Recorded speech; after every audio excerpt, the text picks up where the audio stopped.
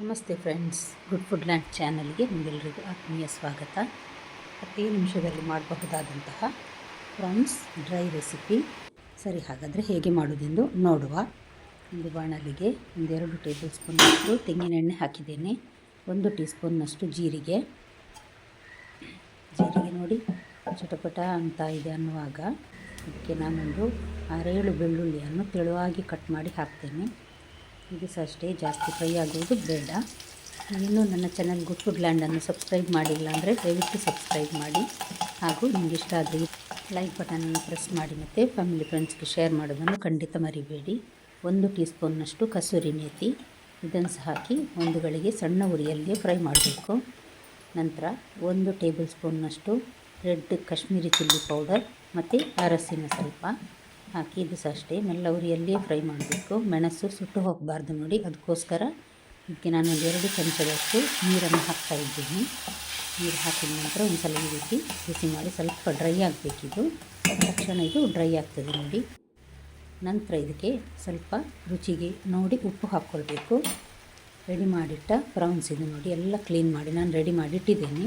ಸಾಧಾರಣ ಒಂದು 300 ಗ್ರಾಮ್ನಷ್ಟು ಇದೆ, ಅಂದರೆ ಒಂದು ಸಣ್ಣ ಸಿಗಡಿ ನೋಡಿ ಪ್ರಾನ್ಸ್, ಹಾಗಾಗಿ ಒಂದೂವರೆ ಹಿಡಿಯಷ್ಟು ಉಂಟಿದ್ರಲ್ಲಿ. ಇದನ್ನು ಮಾತ್ರ ಇದು ಹೈ ಫ್ಲೇಮಲ್ಲಿ ನಾವು ಫ್ರೈ ಮಾಡಬೇಕು, ಇದರಲ್ಲೇ ಫ್ರೈ ಆಗಬೇಕಿದು.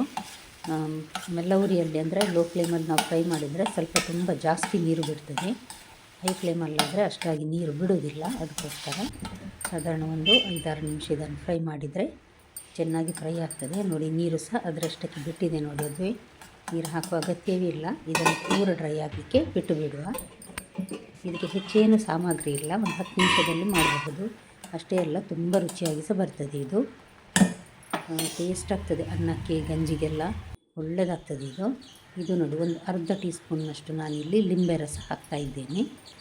ಇದನ್ನು ಸಹ ಮಿಕ್ಸ್ ಮಾಡಿ ನಂತರ ಒಂದು ನೋಡಿ ಡ್ರೈ ಆಗ್ತಾ ಇದೆ ನೋಡಿ.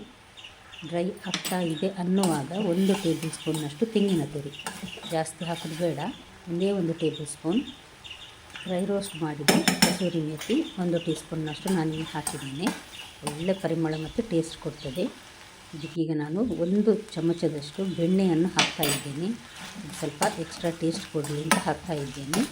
ಇಲ್ಲಿಗೆ ನಮ್ಮದು ಡ್ರೈ ಫ್ರೈ ರೆಡಿ ಆಯಿತು ಪ್ರಾನ್ಸಿದ್ದು. ಕೊತ್ತಂಬರಿ ಸೊಪ್ಪೊಂದು ಉದುರಿಸಿದರೆ ರೆಡಿ ಆಯಿತು ನೋಡಿ. 10 ನಿಮಿಷದಲ್ಲಿ ಮಾಡಬಹುದು ಇದನ್ನು. ಖಂಡಿತ ನಿಮ್ಮ ಮನೆಯಲ್ಲಿ ಒಂದು ಸಲ ಟ್ರೈ ಮಾಡಿ ನೋಡಿ ಈ ರುಚಿಯಾದ ಪ್ರಾನ್ಸ್ ರೆಸಿಪಿಯನ್ನು. ನಾಳೆ ಇನ್ನೊಂದು ಹೊಸ ರೆಸಿಪಿಯೊಂದಿಗೆ ನಿಮ್ಮನ್ನು ಮತ್ತೆ ಭೇಟಿಯಾಗ್ತೇನೆ. ಧನ್ಯವಾದ.